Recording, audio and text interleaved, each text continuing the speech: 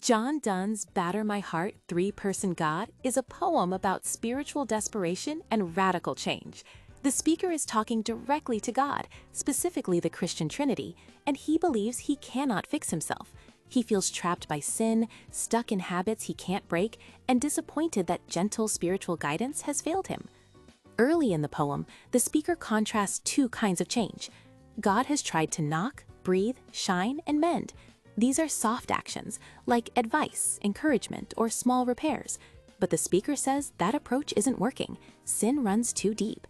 So he asks for the opposite, to be battered, broken, burned, and rebuilt. This violence is not literal. It's a metaphor for complete inner demolition, followed by total renewal. Donne explains why this is necessary through a powerful metaphor. The speaker compares his soul to a city that has been captured by an enemy. That enemy is sin. His reason, which should defend the city for God, has been captured too. In other words, even his mind and willpower are unreliable. He cannot save himself from the inside. Later, the poem shifts to the language of relationships. The speaker says he loves God, but he is betrothed to God's enemy.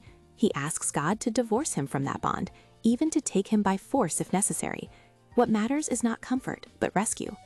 This leads to the poem's central paradox. The speaker says he can only be free if God imprisons him, and only pure if God completely overpowers him. He believes independence is the problem, surrender is the solution. The extreme language is the point. Donne wants us to feel how urgent and painful this struggle is. The poem argues that true change requires giving up control and letting God remake the self from the ground up.